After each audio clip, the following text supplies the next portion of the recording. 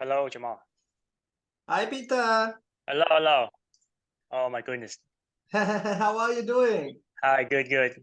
I've been looking forward to this for a long time. So first, should I go through some of your questions? I divided them into 3 groups. Yeah. Here we go. Yeah. So you asked. Yeah, the first question was how to know whether the dumb money positions got kicked out, no? Yes. Yeah, look, that's a very simple answer in that case. Yeah, you can see the screen, yeah, of euro pound right here. Yes, euro pound.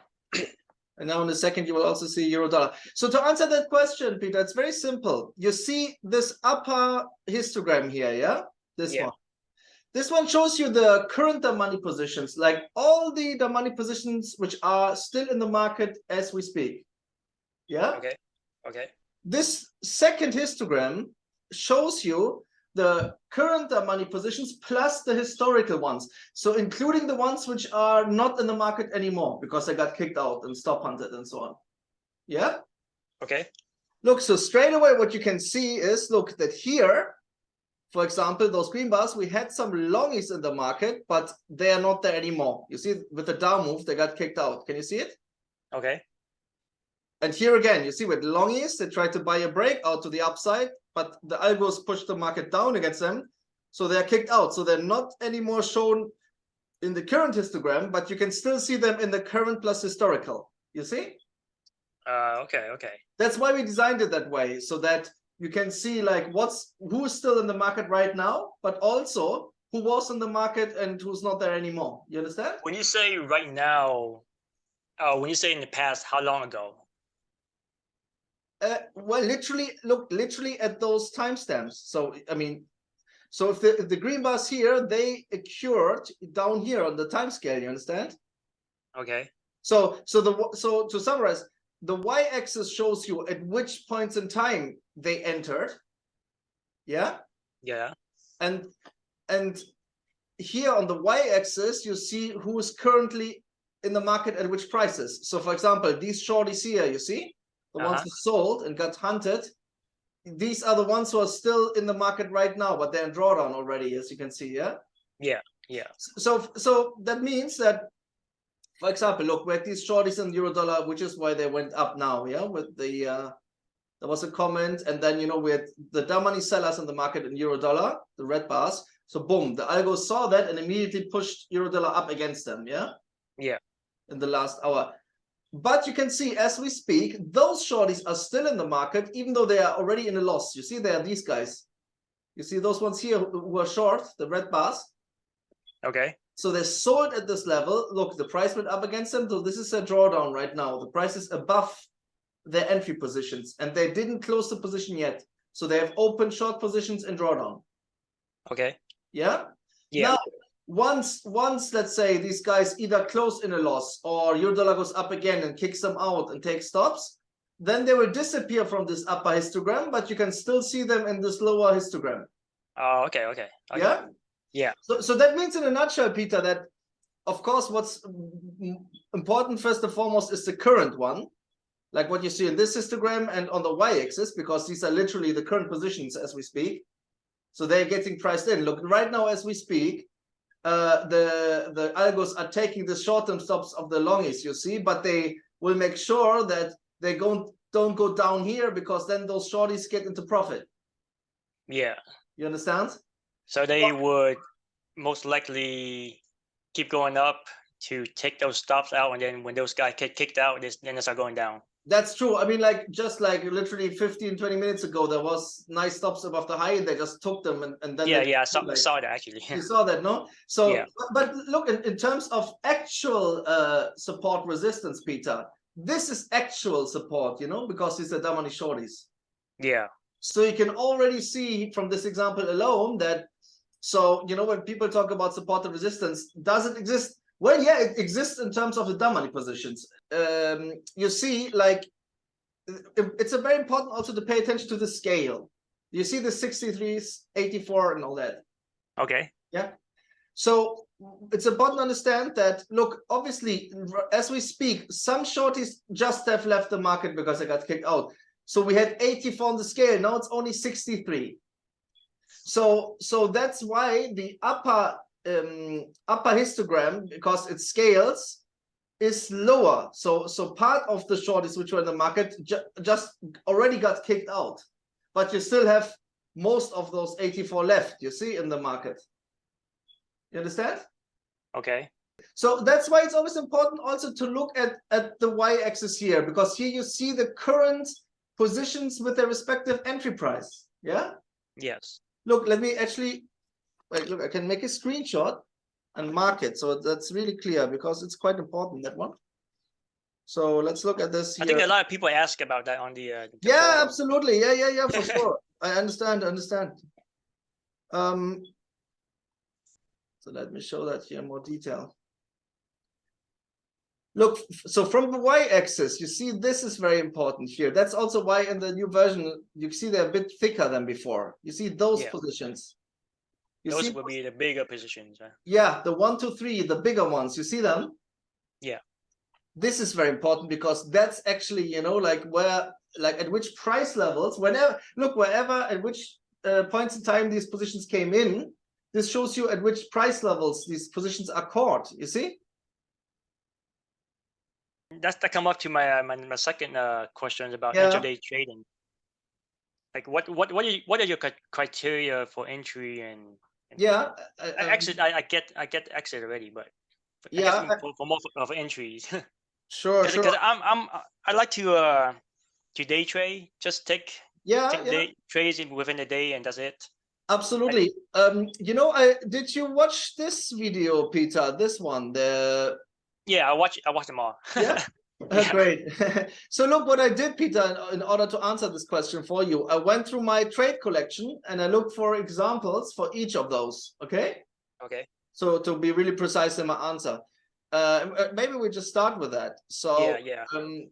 Look, so for example here, I mean, it's a bit old, but so euro dollar short trade. Yeah. Look what happened. So we had shorties in the market. The euro dollar was pushed up by the algos. They took all the main stops, yeah. And then what happens? We have this little money switch from shorties to longies. Okay. Yeah. So the shorties are kicked out for the most part, not entirely, but for the most part. And now suddenly we have longies, the money longies coming in, who think, well, there's momentum, and are gonna buy a breakout to the upside. Yeah. Okay. And again, pay attention to this. You see that, Peter, this longy position just above the price. You see that? The green. Yes.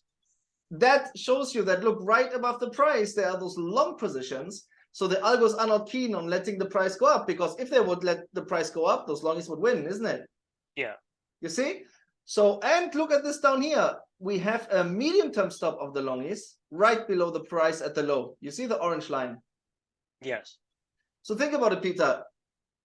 Everything is lined up for a short trade. You have the longie, the money long is just above the price. You have their stop accumulation within the range, just at the low of the intraday chart.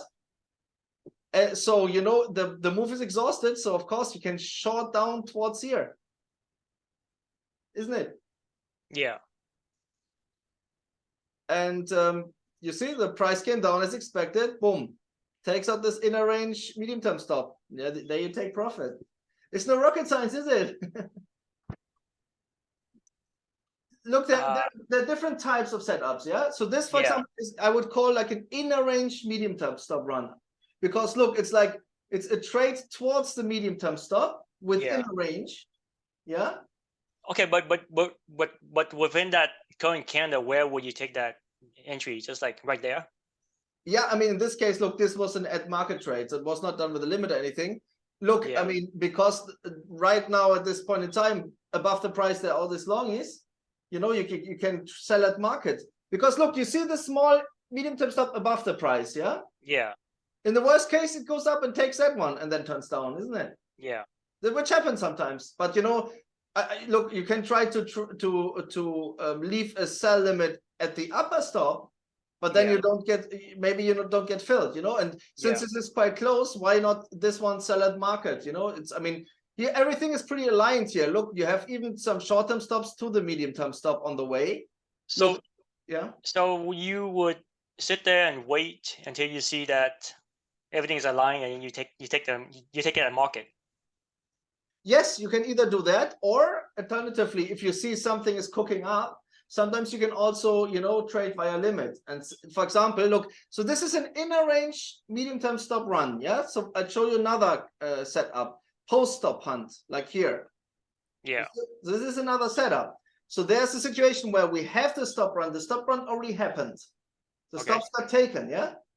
Okay. And then you trade back to the other directions, because there will be at least a breathing move away from the stops, yeah, once they've been taken. You understand? Yeah. So that's a post-hunt stop setup, yeah. So like here, you see, like, look, there were stops that did a double top. They took out the high, those stops. There's nothing more left. You have a little bit of longies as well, so you know you can just sell down. Now this one you don't need to do at market. You can place your own limit order at the upper stop. You understand? The only thing is, if you do that, you need to obviously also put in like a take profit and stop loss, yeah. And like, so you need to check at least every hour, because maybe the market structure changed in the meantime, yeah. Or maybe Would you say this would be I guess a more difficult trade? Yeah, well, that's a funny thing, Peter. Like I personally found those kind of trades a bit more difficult, but other traders find them very easy. Okay. You know what I mean? Like I would say, if you ask me, Peter, what's really not difficult, those inner range. Look, these MTS, these medium-term stop hunts intraday, to the orange lines and to the yellow lines. I mean, first of all, you see them almost every day somewhere. And secondly, these are very good intraday trades, because you know exactly which target eventually wants to be taken. All you need to do is like be a bit more precise on your timing. Like, look, for example, if the stop is there already, but there are no longies yet in the market, then obviously wait, you know, until, you know, there's a bit of a switch in the dumb money. Because maybe more shorties come in and it pushes, and the sellers lead the algos to push the market up once more, you know? Yeah. And for intraday, you want to be more precise. But it's not rocket science. Look, like the target is there. Then you have the longies coming in after most of the shorties were kicked out, and the longies come in, new traders trying to buy. Then you trade back into the range for a normalization move towards a very defined target. It's not very difficult. In most cases, Peter, let's say you did a mistake and for some reason, you know, like your timing wasn't perfect. In most cases, the trade will still work, you know? Yeah, yeah. Let's say, for example, you were too early. Fine. Look, it did this move against you, 35 pips or whatever it is, but you see it took the last stop. You know, like if nothing changed, you know, like in 8 out of 10 cases, it will still take the stop anyway. Yeah, you can see like in my live trade, sometimes that happens. So, you know, I did a trade and then it first moves against me, but the trade idea didn't change. It's the same thing. Yeah, yeah. Now that's why when you manually trade, that's why most people like to divide the entry, for example, into three different entries. Yeah, yeah. Yeah, and also for your risk calculation, by the way, let's say you want to risk 0.3% on this trade idea. That means obviously that you will break that down to, for example, 3-4 different entries you can take. Yeah. Yeah. So to summarize, look, so those inner range medium-term stop hunts are quite frequent, and they are quite, if you ask me, I find them rather easy. Like many of the trades are documented on YouTube were inner range medium-term stop hunts. You know, like it's often a very similar story. Like, you know, like the algos went for the dumb money, then something switches, there are stops within reach, and they just grab the stops. Yeah. When you say inter range, do you mean the range of the 4-hour? No, this is an hour chart. So you see, like if the price goes down here, it's within the range of the last, you know, 20 hours of the chart. Yeah. Okay. Like look, like they created the range by going down and up. So here it's all in a range, isn't it? In a range. Yeah. It's not that the market is overextended, you know, and then we are out of the range. That's more complicated and more advanced, you know, because you take an expensive entry. It can still work. You can still catch a stop on, but this is more advanced. Like this is normal price action where, you know, you have some moves in both directions and the stops are not far away. They are within the range and even inside of the range. Yeah. Yeah. So look, let's take a next example for inner range medium-term stop run, a bit older one, but it's the same thing. Look, this is euro dollar. So look, they went up against the shorties, yeah. Okay. Then the shorties were kicked out, and some longies came in. Boom, they went down against the longies, like a house cleaning move, yeah, up down.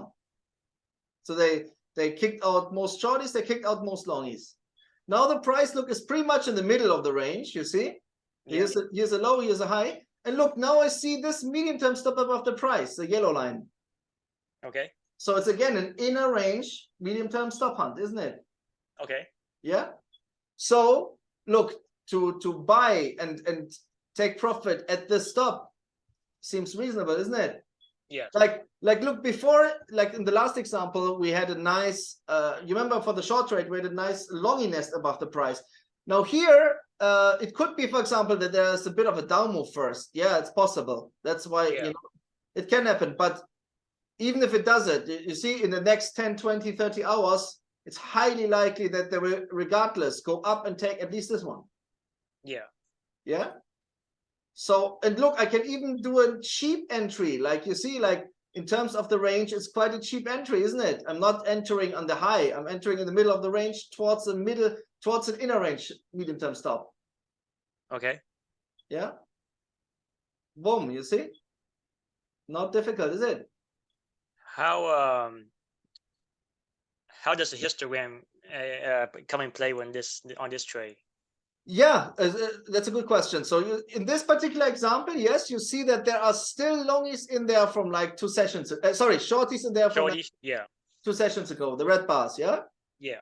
So you see that back then we had those short-term stops, which are now changed, so you can see the positions in a better way. But look, what matters is really look what kind of dumb money positions are still in the market and where are they placed.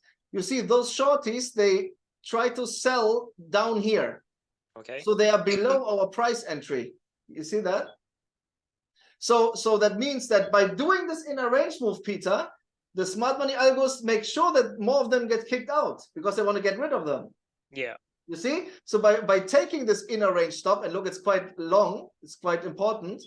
By taking this inner range stop with the up move, they will again take out a big chunk of the shorties. So again, you're trading against the dumb money positions, yeah? Yeah. Now you may say, well, wait a second, Jamal, what about these guys here? No, those longies. Yeah, they're coming in. Longies coming in. Well, look, first of all, on the scale, they're very low, so they're within the dumb money tolerance. Yeah, it's look, they need to kick out those guys. Yeah. But look, even them, they got served with a down move. You see, these guys, they are not in profit. Can you see that? Yeah, they went down a little bit first. Yeah, so that's why I like this trade, because look, with my inner range trade towards the upper target, if I take profit here, I know that those longies can't get into profit anyways. You know what I mean? Interesting. So yeah, and I find that very fascinating, Peter, because that shows you how they succeed in kicking out the shorties as well as the longies. You know, no matter what they trade, what kind of strategy or whatever setups they trade, they will succeed in getting all these dumb money participants into loss. You understand? It's interesting because I'm in a USDJPY trade right now. I took the buy. Yeah. Are you long? I'm long on it. Okay, perfect. Look, this is a perfect example. Let me try to move the chart. Let's see whether it works. It's about to hit my take profit. Yeah, exactly. That's look at that. That's a perfect example. First of all, yeah. Look, I saw that, and then I took the buy around. Peter, come on, that's easy, isn't it? I mean, I've been doing this for the last 2 weeks, and Yeah. I guess it's been like 4 or 5. I've been winning it, but I still look confused here and there, so that's why I need to call you. I fully understand that. I'm making profit, but then it's just a little bit confusing here and there. But no, I can fully understand. I can fully understand what you say, and you know, like I also learned, Peter, that many people find also it a bit overwhelming. I fully get it. You know, like and obviously, look, I do this for. No, it's weird because I'm making a profit, but then I don't know why I'm making a profit. Yeah, I understand. But you know, it's important to understand why, Peter. It's very important. Look, and let's be honest. On this example, it's a more advanced trade, the dollar yen trade, because look, it was not difficult to predict that those upper stops get taken, but look, we had actually longies in the way. Yeah, yeah. Not many. Look, it's only 17 on the scale, so it's nothing. But there were longies in the way. You understand? So, Yeah. so I wouldn't say that this was like a trade for beginners. This is, if you ask me, for intermediate. Why? Because even though there are some shorties here, you are still trading within the dumb money tolerance. You're trading, you know, in the direction of those dumb money longies. That's Well, I'm looking at the net dumb money long. The net dumb money is, yes. the Listen, shorties are way up. That's yes, why I was confident on this trade. very good, because that's an excellent. Yes. Plus the stops above it is so close. Yes, Peter, that shows that you studied, and I'm really proud of that. You're absolutely right. I can tell you, I've been making like 4 out of 5 trade and I've been winning 4 out of 5. I just don't really get that why I'm winning. Okay, but it's important, Peter. You need to understand exactly why you're winning. Okay, so yeah, that's the thing. Yeah, that's why I call you. Yeah, look, Peter, it's perfect what you say, because you're exactly right. Yeah, and like, you know, it's covered in the meter cost and meter levels. Yes, you're right. Overall, the dumb money was short. Absolutely right. That's why you know that these little longies are within the dumb money tolerance. They're allowed to win, literally. Yeah, yeah. Yes. Yeah. So your analysis was completely correct. You knew that, look, they want, and again, look, these are inner range stops, Peter. They're within the range. Look, they're below the high. So look, as we speak, they're taking those stops out. Yeah, I took profit already. So yeah, take profit. Look, yeah, take profit right there, right there. Taking profit now is a perfect decision, because the big is taken. So congrats. But understand, Peter. So yes, it was a bit more advanced trade, because the newer flow had a bit of longies, which normally you would try to not trade into. Normally you try to trade against the latest flow. In this particular example, like you said correctly, with overall the dumb money being short by quite a margin, you see? Like overall, there are more shorties in the market.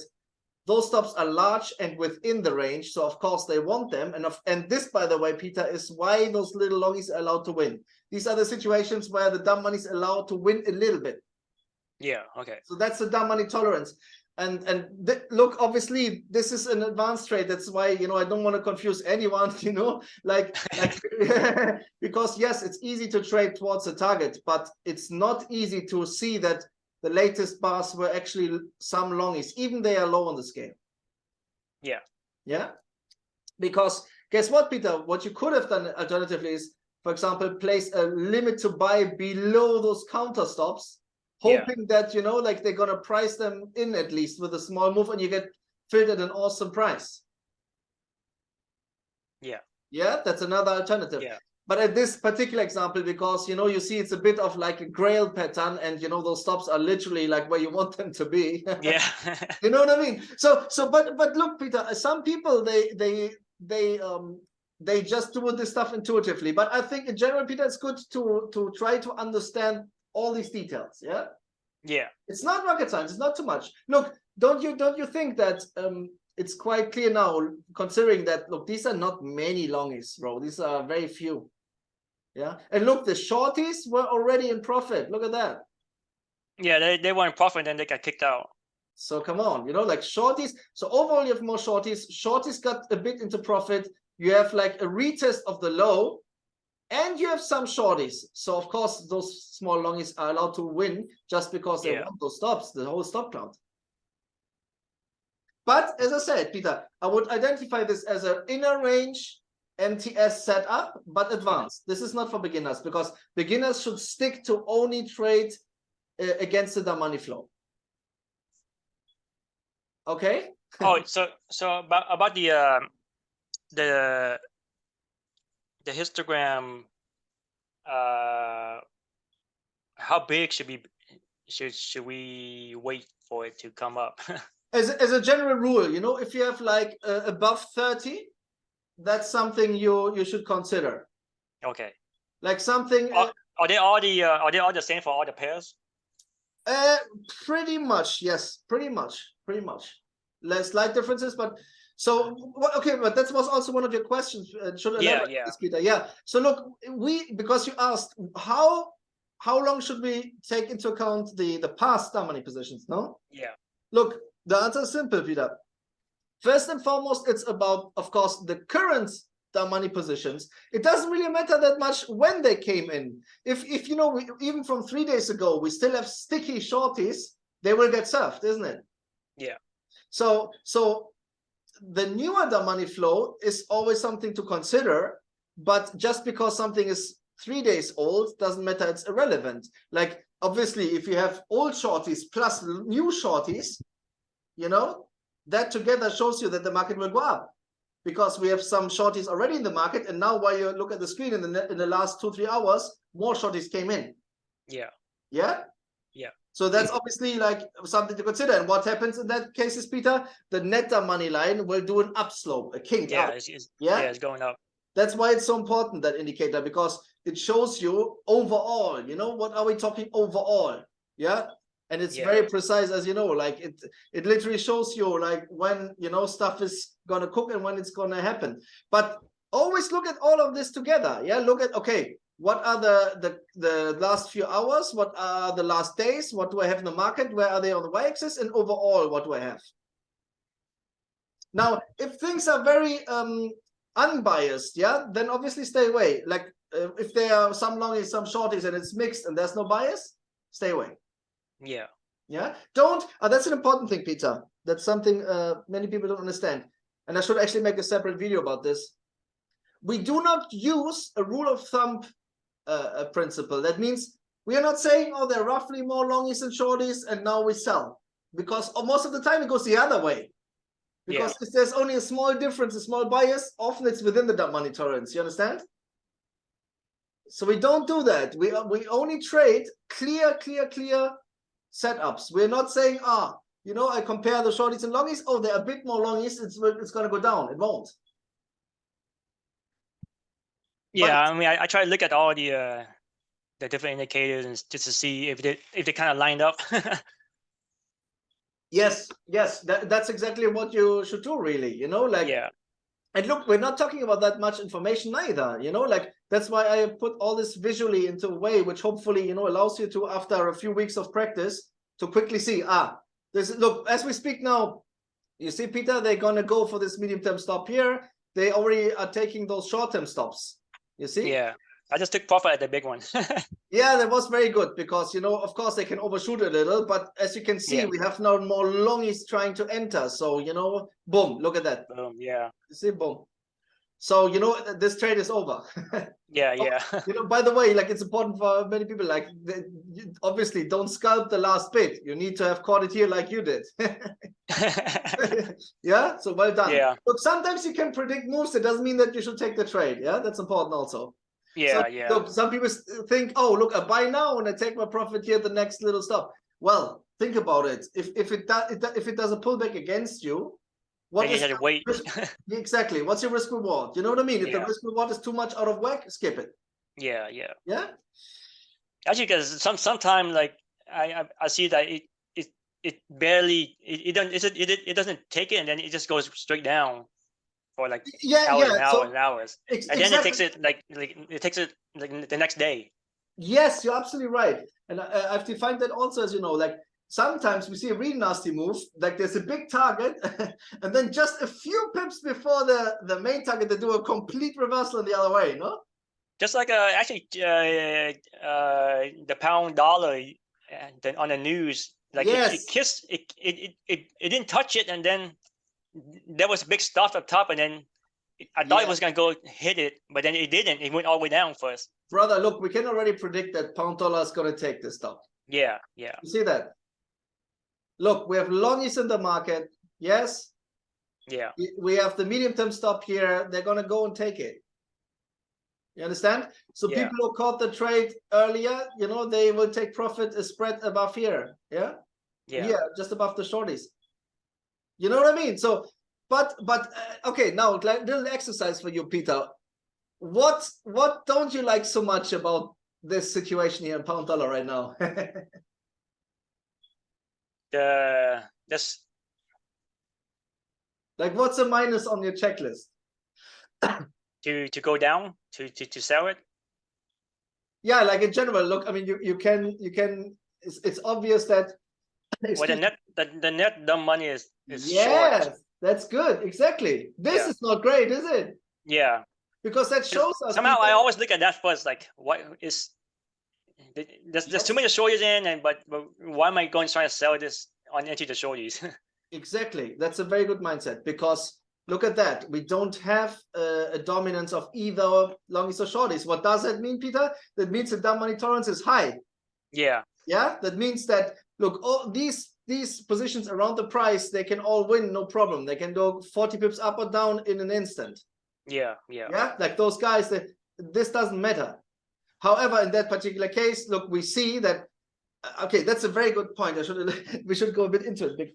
Look, you can literally see with this, Peter, how to evaluate the new flow. Because look, if this green line would be up here, you would know that those longies will be taken out. Yeah. 100%, kind of, yeah. But we are not in this long squeeze. We are not. We are in a, like no squeeze situation. So that means even those longies, look, they're just 25 on the scale. It's not much. They are within the tolerance. It's not that they're gonna need to make a 100 pip down move against them. They don't need to. Yeah. But obviously, I mean, like you see also this particular case that, look, I mean, they have loads of freedom. They can take this target without any issue and take out those as well. Yeah.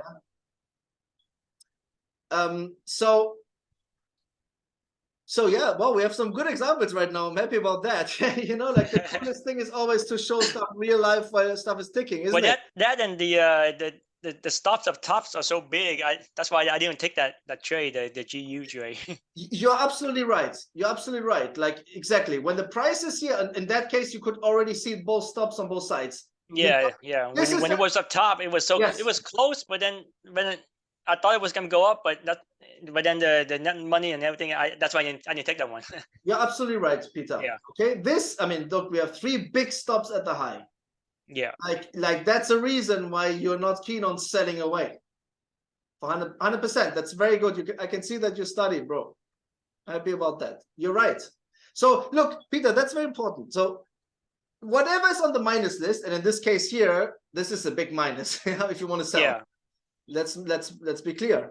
Exactly. You have to have the discipline to say, look, I see what's going on, but this is not a trade. Unless, of course, you say, Peter, you know what? I place a sell stop up here, like a post stop hunt setup. Yeah. If those stops get taken, I automatically get filled short, and I take 30 pips out of the market or whatever. Yeah. Yeah. Or you say, you know what? At market, I wait until those get taken. I sell at market. Or you say, Peter, I sell against those longies towards the lower one, but my own stop needs to be up here. Yeah, but that'd be too big. Well, that exactly. Well, do you need to decrease the leverage, isn't it? Yeah, yeah. Look, so you understand? So this is very important. I'm happy that we're talking about this because, in all fairness, I haven't elaborated on that so much. So look, 1.2458. Yeah. Look, all these longies are at your protection. Only if the algos push the price all the way up above the longies, you get kicked out and the trade is thrown away. Yeah. Now, exactly as you said, when you want to do that, first of all, look, in this case, you could have pulled it off. You see, like if you entered around here, you put your stop here and your target here, you still have a positive risk reward. Yeah. And all those stops, if they take those stops, you don't get kicked out.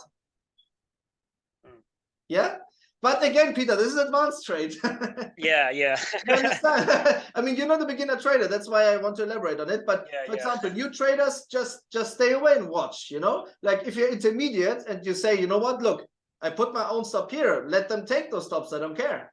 I will be a bit of a drawdown and then eventually it comes. Okay, you can do that. Okay? Yeah.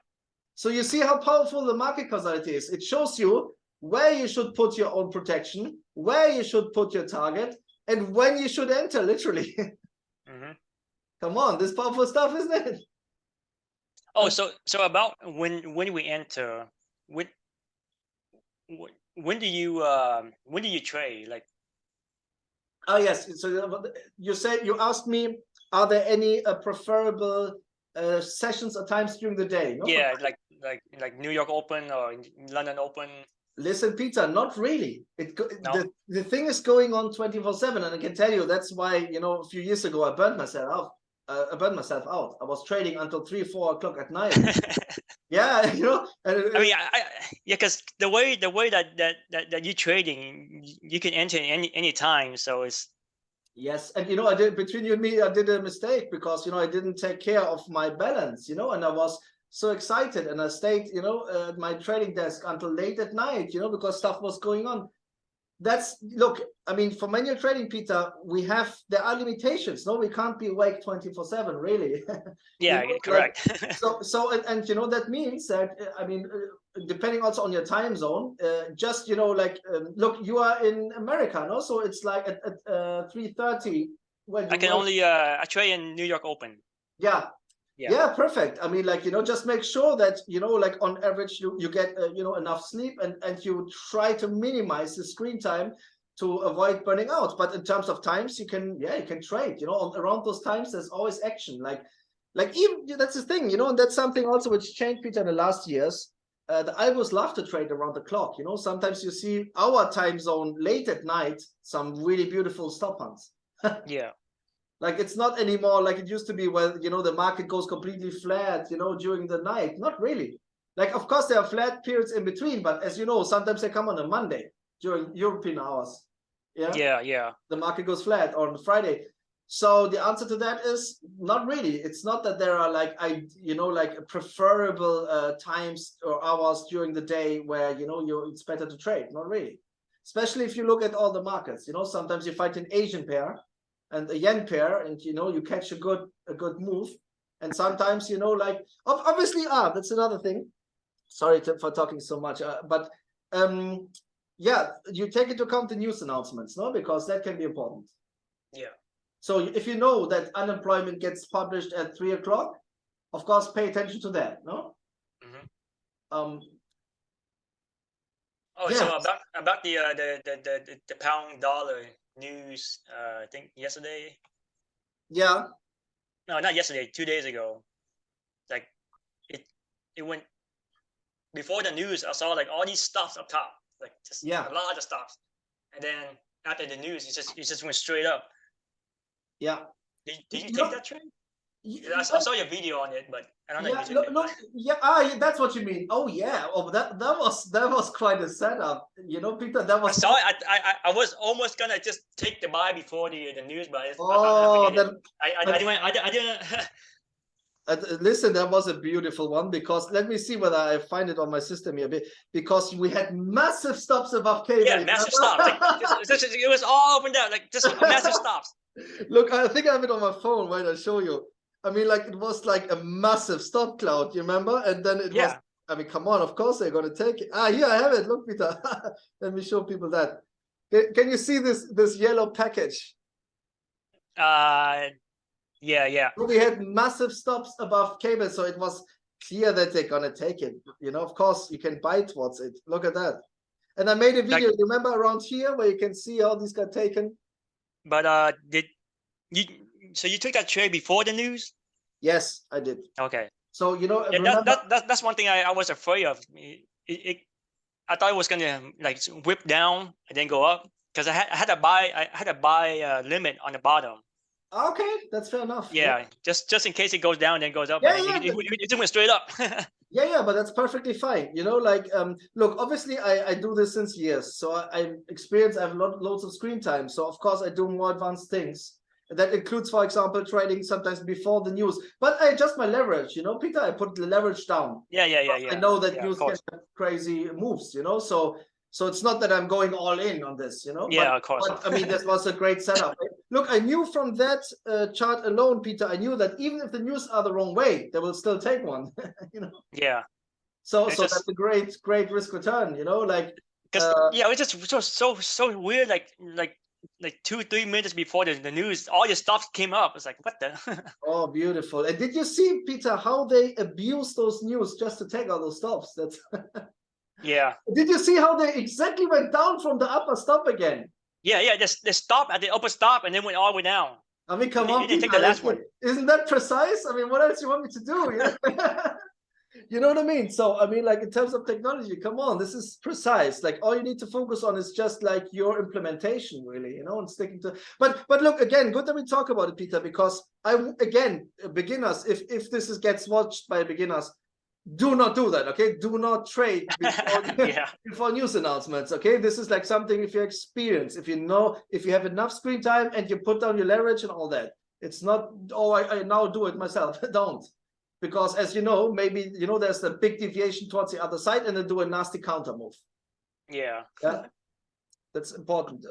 Look, can you talk about how you take 4-hour swing trades? Yes. Sorry. Yeah, just to finish this up, look, this is Australian dollar, and also had some longies coming in and it did the same thing, but we didn't see it on the screen. Well, yeah, let's move on. Okay, so back to our little list. 4 hours, yes. Yeah, let's talk about that. Did you see this video, Peter, about the 4-hour charts? This one. Yes.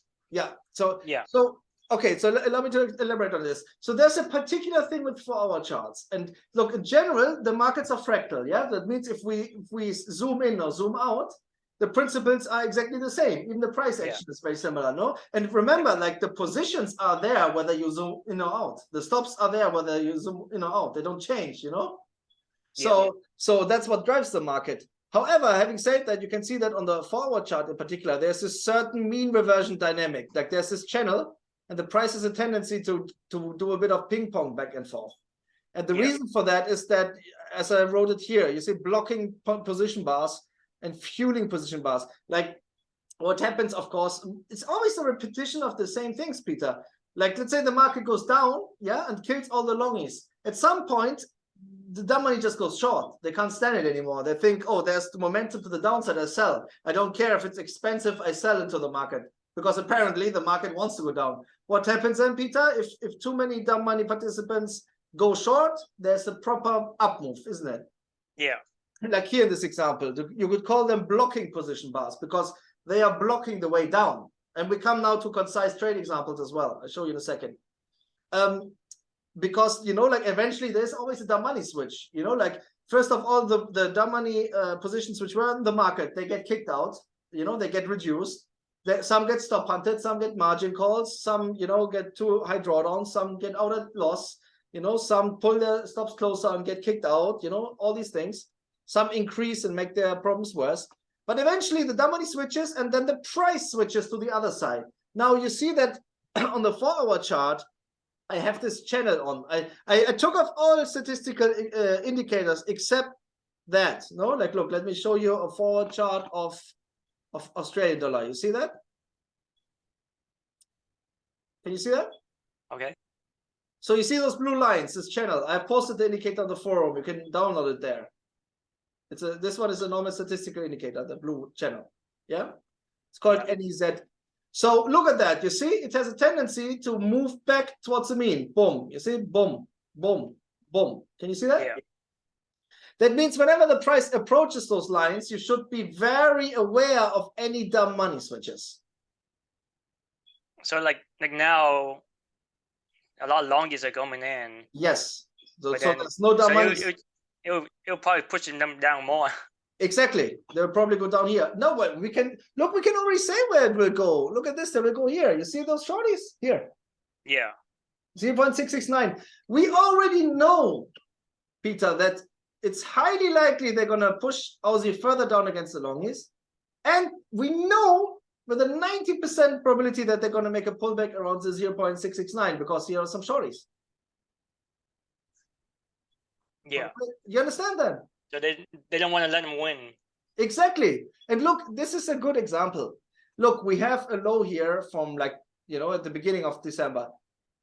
We have longies, they get kicked out as we speak. Of course, we have this medium-term stop. So maybe they just take the medium-term stop, but then quickly go above the 0.669. Yeah, they were going to respect this support. You understand? Yeah. This is very important if you want to trade precisely because, look, you can already see where the price will bounce.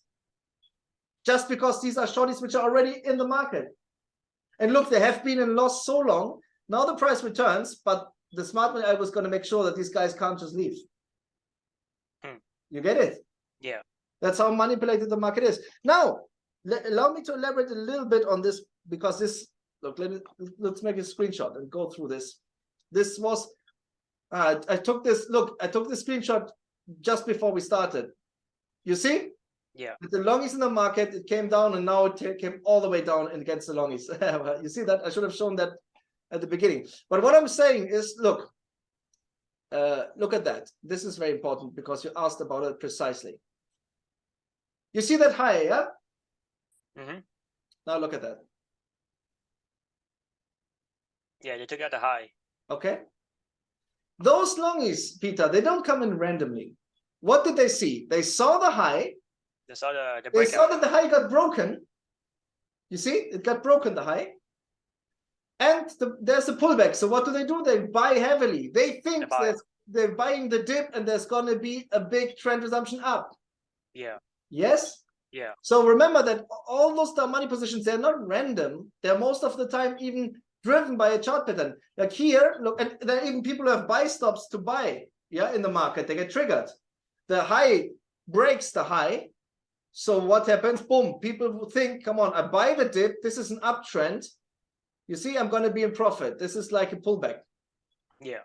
Because the dumb money goes aggressively long, Peter, what happens? Boom. It pushes down.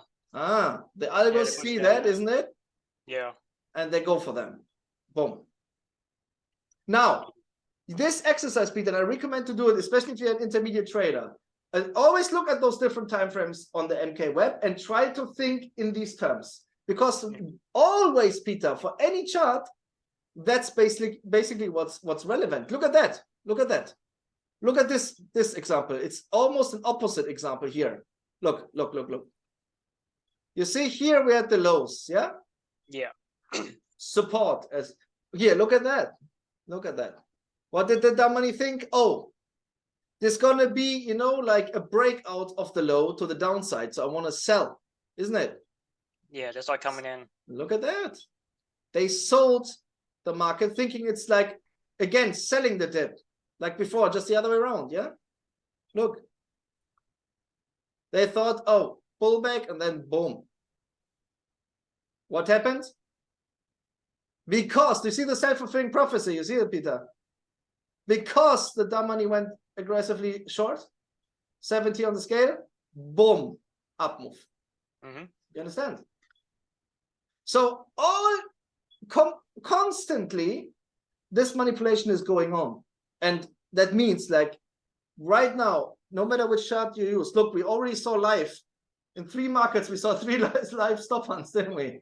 Yeah. Yeah, out of those 3, one was a bit more complex, maybe. But it's basically all the time what's going on. So what I'm saying is, always take this into account, because you will always find that. How crazy is that? So do you also take long swings? Yeah. So okay. So let's back this up with a live example from my collection. Yeah. Because I have. I think most of your charts are from 15 minutes or 1 hour. It depends. Here, look. This is an old one. Look, from 3-4 years ago. but look, this is a perfect example. Here I trade the 4-hour setup outright. Okay. So that's a swing trade. Yeah. Yeah. And that's more advanced. Again, Peter, that trading the 4-hour chart setups, I think, is a bit more advanced. It's not necessary for beginners. But you see, for example, Chris on the forum, he posted his own 4-hour trades live, and they were all very good. I think all of them won. Did you see that? Yeah. So this is the same thing. Look, the market came all the way down, Peter. And look what happens. The price is here at the shorties. You see that?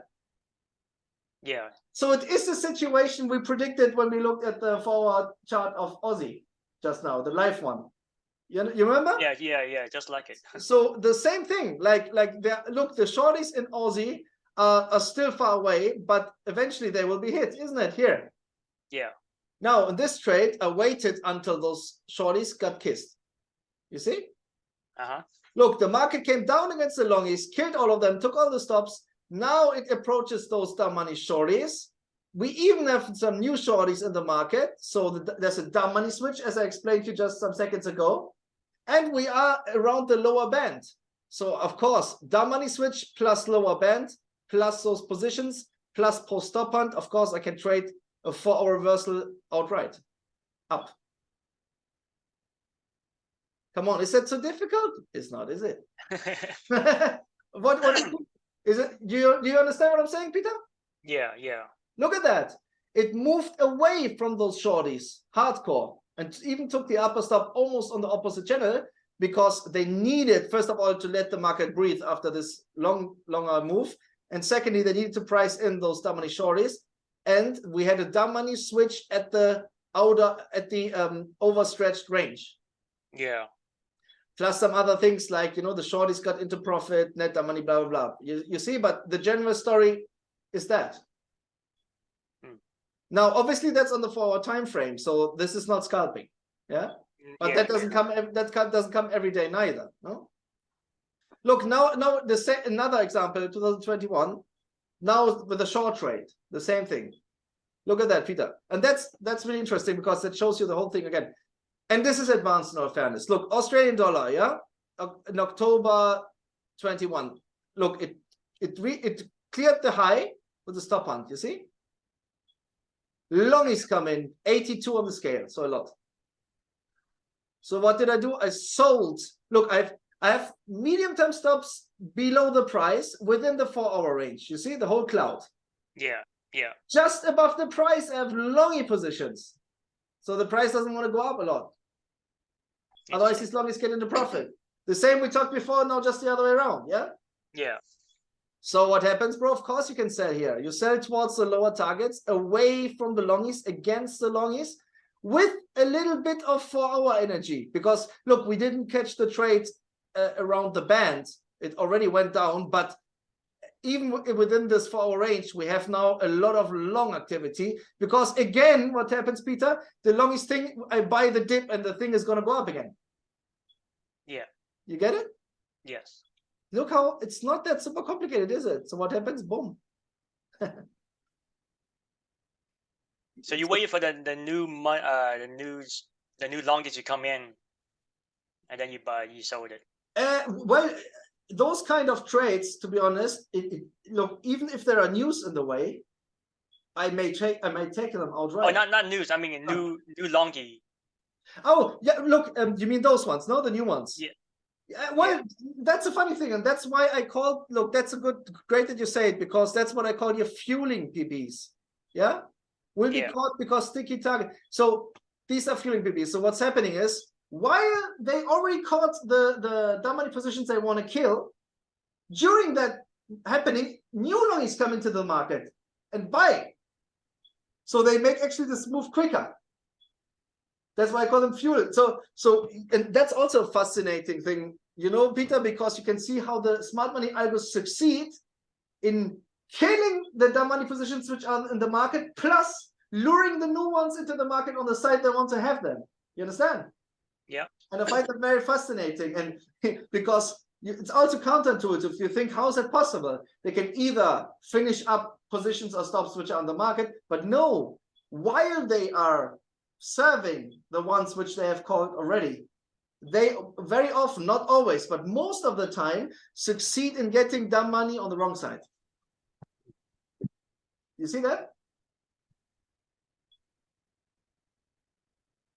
So to answer your question, while they were going down and taking out the longies they caught, new longies thought, oh, you know what? I averaged down. Or the same, often these are also the same participants. They think, oh, I averaged down. I buy again cheaper. I buy again. I buy again. Yeah. You know what I mean? But by buying again, they just, make their own problem worse. Especially if then on top of that, the stops accumulate like here below the low, and it just gets taken. Okay? Okay. Great. So that's good.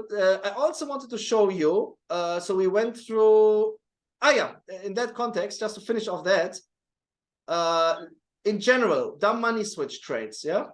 Yeah. That's also important. So, like here, it's the same thing, just in on a 1-hour time frame. So it may not be a full 4-hour reversal, but still there is at least a move on the 1-hour chart when the dumb money switches, for example. Yeah. Let's maybe go a bit into detail because that's also important. So look here with a down move, and then suddenly those shorties come in here, you see? Again, the same thing. They think, oh, there's momentum to the downside, I'm going to sell. The entry may be expensive, but I think the momentum continues down. And these are a lot. So what happens, you know, you can buy against them. And, you know, like even within this consolidation, this inner range here, you see, just towards the upper side of this consolidation, you know, you can take profit at the short-term stop. So this may not be like a high bias trade, but it's tradable, you know, because the story is clear. Chart came down, the money goes on the wrong side. At least there will be a breather back into the range. So you could call this like an inner range medium bias trade. Not necessarily always with a nice medium-term stop target, like here it's only a short-term stop, but I mean, it's clear what's going on, you know? So out of 10 times, maybe that doesn't work 8 of 10 times, maybe it only works 7 or 6 times out of 10 times. But if you use a stop, that's enough, you know? So again, I would say this is like more advanced, like beginners should skip that, but but more experienced traders, they of course, you know, can take those trades. Especially when it's just a scalp, you know, you're not trying to cash 100 pips. You're just trying to take your 30 pips, you know. So that's day trading more. And let me show you just to finish it up. Look, from 2020, an old one. Again, the same thing. Look, we have the price going down a lot against the longies, and then suddenly with loads of medium-term stops above the price in the range. You see all these yellow lines. Okay. And then we start to see the dumb money switch, and shorties are coming in. So of course the price is sensitive towards any sellers coming in, yeah, and it's responsive because the market is overstretched, the longies are in drawdown. Then shorties come in, of course it needs to breathe, and you can take some pips off that inner range move. In this case, look, we had more and more, again, the same thing like before, Peter. Again, more and more sellers come in, you see? Rather than, you know, like they insist on the price doing a trend resumption down. So when you see that, Peter, just write the thing. Protect your trade and write it. Interesting. Yeah. You know what I mean? If you're in the trade and you caught like a dumb money switch and you're seeing that the next bar suddenly there are more and more shorties, then you know what? Protect your trade and try to take 100 pips out of this. Okay? So that may be a bit more like discretionary, I know. But I mean, is it rocket science? Not really, is it? You know what I mean? Like if you see just the flow getting stronger and stronger and you're already on the right side, you know that you got a great entry and great timing. So why do you just want to take 30 pips, you know? Try to take 60, 70. Especially actually, can you go back to the before picture? Yeah. So in this case, let me be clear. I entered a little bit early because look, this is not much. Yeah. So we didn't have. Yeah, that's not much. Yeah. So like the proper dumb money switch came a bit later. You see. Yeah. So again, like this is more advanced. Like the price can also take the next cloud. But for example, you can say, look, I placed my own limit to buy below these stops. You know, to get a really good entry. And you know, if I'm wrong, I may either put my own stop below this medium-term stop, so that at least have the chance of a reversal. Or I put low leverage, or if you're a beginner, you wait until there's a proper dumb money switch. You won't be too late, It takes time. Like these things take hours. Most dumb money switches take hours, Peter. That's why it's so funny. Even if there's sometimes a 10, 20, 30-second delay, people are like, oh, so what? Like most. Yeah, that's one thing I was contemplating because I'm. It really doesn't matter, you know what I mean? Yeah. Like first of all, they don't come often, but even if there's like a 30-second delay, even if there would be a 3-minute delay, it doesn't change much. It's not like, like the boom, suddenly the shorties come in, it immediately moves. You know what I mean? Like these things build up over hours. You can see them building up. All right, that's actually very important for me to keep in mind. Yeah. Yes. Because I'm thinking like, oh, it's which is gonna just go without me. You get FOMO. Yeah, exactly. Like what happens maybe on a very rare basis. I mean, in all fairness, I've seen before that, for example, like let's say there's a big news announcement, there you have to be careful because it can be that loads of data gets pushed through and then suddenly, like there's a delay and suddenly there's also big the money positions or something coming in and they may be delayed. That can happen. But you know what I mean? Like in 80-90% of all the setups, to be honest, it wouldn't even matter if there would be, like a multi-minutes delay. It doesn't even matter. because like it's not that, you know, like there's suddenly you know, one bar. These things, they literally build up, and the next thing you realize, Peter, is that they just go from one mode to the next. It's repetitive, you know, like they go from a look, the market goes towards one target and kills the dumb money. What happens next? The money switch. So the money switch, there's a counter move. What happens next? They took the upper stops, they're around the 4-hour channel, boom, move down towards the range again. You know, it's like very repetitive. Then maybe we have a squeeze, and suddenly there are loads of shorties coming in, and the market does a proper trend over days and weeks to the upper side. At some point, the shorties leave and longies come in, the money switch. The main stops have been taken, boom. You understand? That's if you follow my work, you will see it was easy for me to predict that after those big squeeze moves we had in the previous month, the market mode will change, and we're now in the ranging market, which is why the dumb money flow is a bit low. For example, last week it was low. Why? Because look, we already had those massive moves, and now we are in a different market mode where there's just, you know, like a bit of breathing, a bit of recovery, and we have some longies, some shorties, but we don't have big moves, you know? Yeah.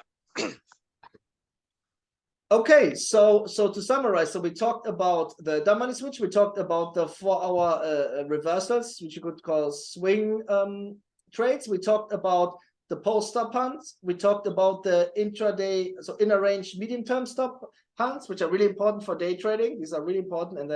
And let me show you one more thing. Well, I call it the stop hunt towards the high, but you could call all these story trades, or you could call them pattern trades, the same we looked at before. You remember with the breaking the high, and then, you know, like the dumb money thinks there's going to be a move above the high, beyond the high, you know? It's the same thing here, you know, Peter? So you see that within a squeeze, look, we have an ongoing squeeze.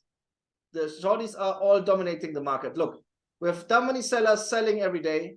Overall, they are short. And then, you know, you say, you know what, look, with all these stops above the price, of course, I can buy the dip. That's when it works to buy the dip.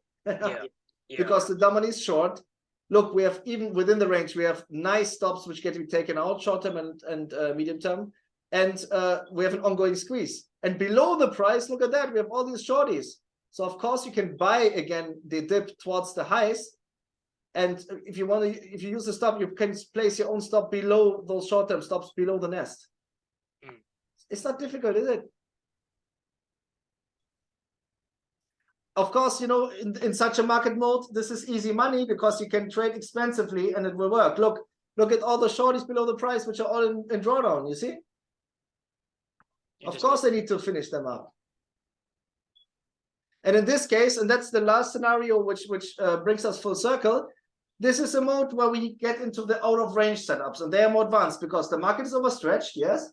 Yeah. You enter yourself expensively, but against the money, and you are, you know, trading on an extension of the range. Okay, you want the high to be broken and those stops to be taken. And look, that's why we have the long-term stops, the pink lines. The long-term stops are within reach after those moves.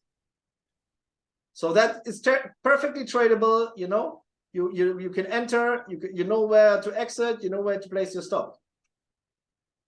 Because look at that. Yeah? Yeah. That's where people made lots of money in the last 10, 11 weeks, because you could do that in euro dollar. There was longies coming in, everybody sold. Just collected pips, you know?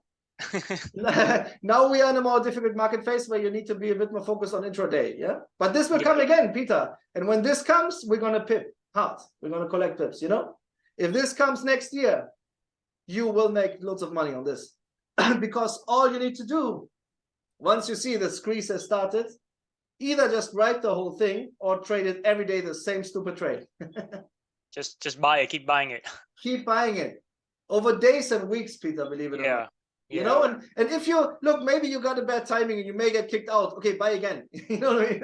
Yeah, like since the shorties are still in, they're gonna get. Bro, these are the most beautiful faces because, you know, we know exactly what's going on, and this is like a trend trader's dream. You know they don't get whipsawed, and they can go expensively and just let the thing run and, you know, take profit and enter again at the next step. You know. But for this year, those phases are over. Next year, it's going to come again. Don't worry. Okay, let me go through. Yeah, so we talked about this. This, you see, like 2 hours ago, I was saving the screenshot and we saw it live. You remember the stop hunt? Yeah. Again, the one you traded. Yeah. We don't need to talk about that. Still going up. Yeah, let me just go through your question list. You had some more. Gold chart 30-minute. Yeah, at the moment we only have a 30-minute chart for gold and silver. But in the future, maybe we also add some longer term charts for them. Are you interested in trading that? Yeah. I trade gold and too, so. Yeah, I mean, just remember that for those markets, yes, I mean, everything I've explained also applies, but there's still maybe 30% fundamentals impact, yeah? Yeah. So remember that the metals and they are also causality driven, but not to the same degree like Forex. Like Forex is, okay. Yeah, I didn't know that. Yeah, it's very important. So Forex is 95% driven by the stuff we just discussed today. Okay. In gold, you also see position runs and stop runs, but remember that compared to Forex, there's at least still a 20-30% impact by fundamentals. So you need to take both into account. Yeah, so that's, I wouldn't start with that. It's maybe something for later if you want to expand your repertoire. You know, you have enough to do with the pairs and setups we have. Yeah. Yeah. Then you said yeah,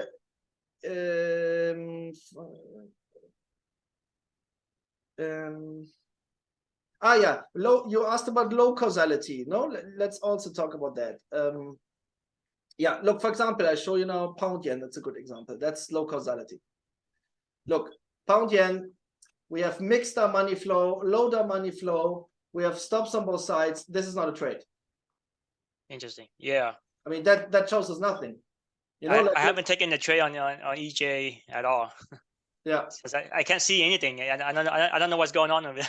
Exactly. So very simple, Peter. Stay away. You know, look, we have nothing. We don't have look. The price is even within the 1 hour range. We don't have any cool pattern or story. We don't have any medium-term stops nearby. We have only short-term stops on both sides. We don't have any dominance by longies or shorties. We have mixed our money flow, load our money flow. This is nothing. It can go either way. It's completely within the tolerance. We can't put a trade there. Of course, you see that maybe there will be a squeeze beginning or whatever, but for that, we need like at least some shorties. We need something to work with. This is nothing. Yeah. So that's very important. Yeah, don't, again, like I said before, don't use a rule of thumb. We don't say, oh, you know what, there are roughly more shorties, so we buy. No, it will probably go the other way then, Yeah. This is something where we stay away. And many pairs during the day are low bias. Then we don't trade. We don't. Okay. Yeah, very important. You have to be very selective. Okay. Like we don't just go somewhere and say, oh, we're very precise. We look for those things we discussed. Is it, are we within a squeeze, or is there a medium term in a range stop, or is there a post stop on possibility, or is there a dumb money switch, or is there a 4 hour reversal potentially, or these are very precise things. So we're not randomly looking for some random factors. Okay. Good. Nice one. Let me see your other questions. Star Trader program. We didn't launch it yet, to be honest. Peter, like what we consider at the moment, but there's no decision, and probably won't be a decision for the next month. We thought whether it would make sense for us to partner with like a seeder company, in some way, and see whether, because obviously many traders like to use those seeding firms, and whether maybe we can do some program together, but there's nothing decided. And you know what, to be honest, Peter, maybe we don't want to do it. We have to decide it next year. I have to decide in general a little bit what I want to do with all that as well. There are many decisions coming on my desk next year. but no, I mean, so the Star Trader program, it didn't launch yet, but in the future possibly we may come up with something, so we'll let you know. Maybe in the next 4 or 5 months, you become very experienced and you say, okay guys, how can I leverage this up? Yeah, I understand. All right. Yeah, what else did you ask? I think that's pretty much it. Yeah, no, I think in terms of questions we covered it. I think, let me just see. I also had another thing I wanted to explain. The 1 hour chart channels. The mediums, no? Yeah. Oh yeah, let me. I see there's more lines now than before. So yeah, they used to be there. You mean those ones, no? Yeah. Yeah, perfect. Let's talk about those ones, because in all fairness, I haven't elaborated much on that neither, except in the video course. Okay, so those lines here, yeah, they are the medians. So not the averages, they are the median of the money positions. That is the reason why you can often see that they show you at least indicatively where support and resistance is. For example, look at that, you see? It respected that line, boom, you see? It went to the upper line, boom, you see?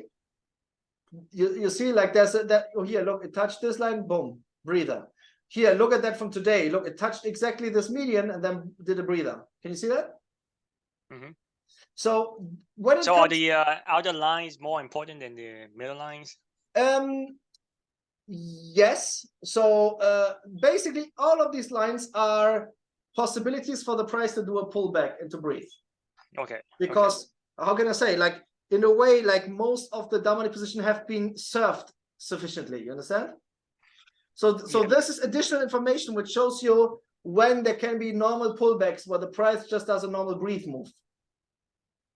Now, what can happen during, if you do a more advanced intraday trading, sometimes you can incorporate them for entries and targets and stops, because you know, like here, you see, you can, if the price went here, you may say, look, it got the median, I want to get out, because you know, like there are longies and they need lasso principle, they need to go back down and catch the longies again. Yeah, you understand? So it's just additional indicative information for advanced traders to have maybe a little bit more precision when it comes to either normal pullbacks or to levels which may be relevant for their respective trade ideas, whether it's the targets, the stops, entries, or you know, like it's pretty amazing. I mean, look, just from this graph alone here, euro dollar 1 hour, you can see not like super high precision, but you can see, look at that, look how that plays a role. You see the euro dollar went down here on the 2nd of December, look, exactly kissed the line and bounced back up. You see?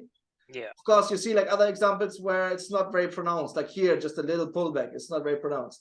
So this is by no means tradable. It just gives you an indication, depending on the current market structure, at which levels you should take into account that the price needs to breathe again and balance out. Okay. So it's not very important. But it's nice additional information. So we talked about pretty much everything. We just maybe to finish up this whole thing, look, remember this one, yeah, the positions volume, the over leverage trades, yeah. Okay. They also play an additional role, especially if you have dumb money flow and those coming on top. These show you dumb money participants which are over leveraged as well. So you know, like the smart money is keen on doing a quick move against them. Look at those longies here, boom. Look at this shorty here, boom. You see? This is also additional information, but you will see often that for especially intraday moves, they can be really relevant. When you see like dumb money flow and then on top of that, some over leverage trading as well, there's a good chance for at least, you know, like an intraday 30, 40, 50 pip move. Okay? So that's why this is shown here. This indicator, as you know, yeah, is the net loss indicator. It shows you whenever one side gets too much into profit, yeah? Yeah. But remember, you always take this into account with the net money. Like here, look, the shorties were dominating. So yes, there are some longies in the market which get slightly into profit, not much, but slightly, but they need to serve the shorties, yeah? Yeah.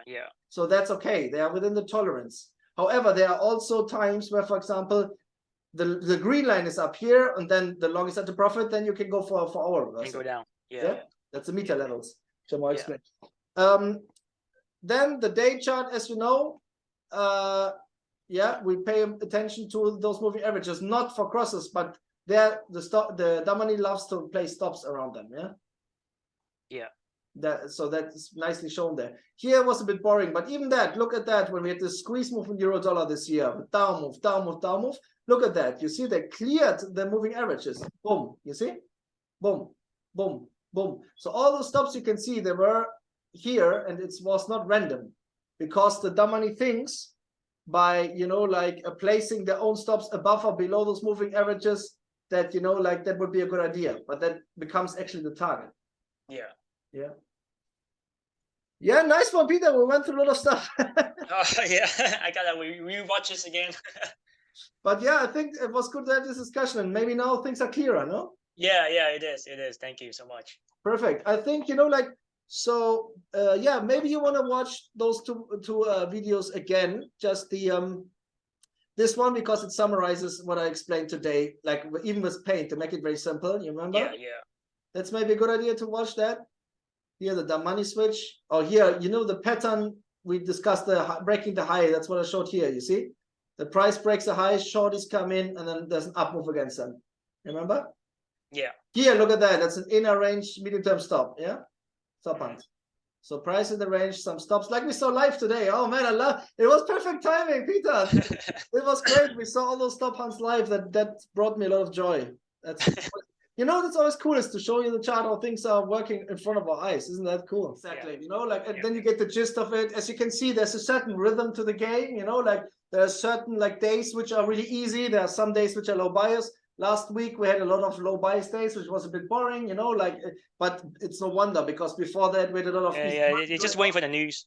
Exactly, you know, like it's always like there's always a little bit of a rhythm. So as a trader, you need to be a little bit adaptive. That's why I'm saying also, by the way, Peter, like some people ask, so what is it? Is it scalping? Is it swing trading? Well, it's all of it, because we adapt, you know, we don't really care. Like, look, if we have a phase where there's just a strong trend, okay, then we're trend traders, you know what I mean? If we have a phase where there's like a lot of consolidation and down money switches, then we are intraday traders, and we may also even trade intraday reversals, you know what I mean? We are fully adaptive. If there's like, you know, like a theme going on with the pattern, we may do some swing trades. Like, we always want to make money and trade, you know, so we are fully adaptive. We don't care. We just care about what is the market mode, you know, what is the bias.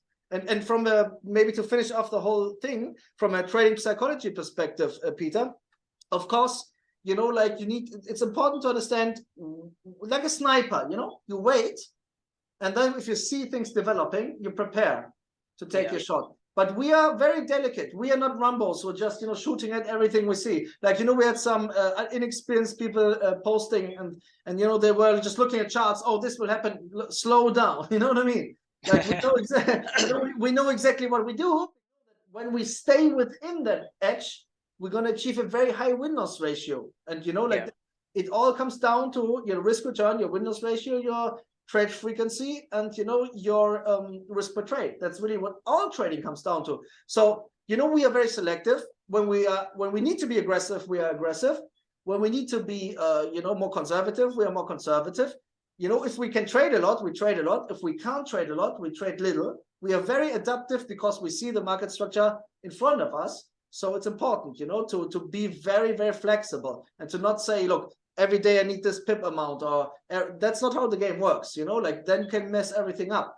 The causality, Peter, gives you like an edge which doesn't look, the edge is always there. You know, it's not like a statistical system where it works for some time and then it dies off. You know, it's always like that.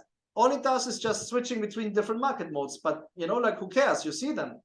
You see? So that so by having the causality, this whole problem of finding an edge is taken care of. So you can fully concentrate on your implementation, on your psychology, and then your analysis, and then also, of course, you need to have some reasonable risk policy in place as well. Yeah, you need to figure out, for example, what kind of trader am I? Am I someone who likes to scale, or do I rather want to use balanced risk return and stops and target? You know, that's something which can vary a lot among traders. Like, you know, some traders, they trade this like by scaling in. Other traders, you know, they do trend trading with it. Other traders, they try to do like a balanced risk return, risk per trade thing. It's all valid. You know, who am I to judge, Peter? I'm not saying do it like that, you know? Like, if you have one style that works for you and your personality, and your, you know, maybe you have a day job and you can only trade during certain hours, or, you know, like, all this matters for, you know, how you implement it. That's a bit in your discretion, you know. Like, you need to find your own way, your own style. Some people, Peter, they just like to stick to 1 or 2 setups, which is fine, you know. They just do, for example, inner range MTS, nothing else. Perfect. Just do it and do it well. You know, you will be profitable with that if you do it well. And other people try to trade as many setups as possible. Other people, you know, they wait for 4-hour setups, which means they may not be able to trade every day. But if they trade, you know, they are really precise. You know what I mean? Like it's all up to them, up to us. Like, you know, like it's all fine, it's all valid. There's, you know, it's I'm nobody to say, oh, this is the right way in terms of, you know, like the style. Like, you know, if you find, for example, or even, Peter, some people, they have a statistical system on their own platform, yeah, and they use this as a filter. So they say, look, I get like buy and sell signals on my system. All I do is just, I go to the MK web, yes, and I go through the screenshots, and if I see that there are shorties and I get a buy signal, I may take it from my system because I know there are shorties, you know. That's fine. I mean, like, there's nothing wrong with that. Just be aware that if you do that, Peter, there may be sometimes, for example, signals on your statistical system which are within the dumb money tolerance. So you will, of course, see that sometimes there's, let's say, a short trade, and there are shorties. You may skip the trade, and the move came anyways because it was within the tolerance. You understand? So yeah, again, like if you want to walk down that route, again, it needs a few weeks of screen time, I would say. You know, of tabulating and seeing how this plays out, because, you know, otherwise people quickly get confused, you know, if they don't trade the causality outright, you know. You know, Peter, there are some, like here, you see there are short-term stops nearby, and then you have some medium-term stops, which give you a good idea to catch good day trades, really, you know. Like if you would ask me, like, just combining the inner range medium-term stops, for example, with the squeezes, and, you know, like the flow is already super powerful. You know, if you then add maybe a little bit of additional analysis regarding the chart and the range, you know, in a not complex way, just like, you know, this high has been taken, blah, blah, blah, then, you know, you will be able, if you ask me, to pull some really good risk return, you know, win loss, you know, like to have a good strike rate, you know. And the problem with Forex is, Peter, that, you know, I'm sure you have tried all kinds of things. Nothing gives you a high and consistent strike rate, you know.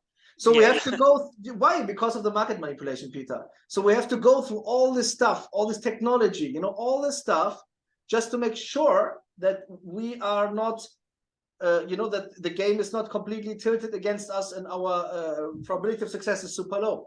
So we have to go through all of that because of the manipulation, just to make sure that we have a roughly fair chance to trade. Yeah. And that's how the game is, no? Like, you have to accept the reality and just, you know, adjust to it, and you know, find something which works for you. It's not rocket science neither, and you know, be very, very precise in the implementation. Look, there will be sometimes that trades where the price goes against you and you are a bit off. It's no problem. Most of the time, if the idea was correct, it will still work, you know. Only maybe that as a last comment, Peter, if it very rarely it can be that you get caught by a dumb money switch. You know, it can be that, let's say, for example, I don't know, let's say we have loads of shorties, yeah, and we bought against the shorties, and then for whatever reason, which is not even relevant, suddenly we have massive longies coming in, and they outgrow everything, yeah. So we have 80, 90 or whatever this game, massive longies coming in. In that case, Peter, don't insist on your idea, you know, throw away the trade. It happens maybe, if you ask me, like out of 10 times, it happens 1 or 2 times, you know, eventually. Like when you look at my life trades, it happened, I think, like, you know, in that percentage. Like if you get caught in a dumb money switch, you know, either throw away the trade or even switch, you know, if it's clear that the dumb money, for whatever reason, completely changes its side, you know, don't insist on some move to the other side, because it won't, you know, like the algos will be responsive. So, and you see that rather clearly, you know, like, again, it happens over hours, you know, it's not something which goes like boom in 10 seconds. All right. Good stuff, Peter. A lot of work you have to do, but I think you're in a very good way, and I think it was really good. And we also caught some nice live moves. I love that. Yeah. So maybe you wanna watch that too again. And yeah, I mean, I think we got a lot done today. I will try to, you know, at least maybe edit some of those parts out to a short video, so some people can learn a little bit from it. Not everything, but that's fine. Yeah, that's fine. If you're okay with it.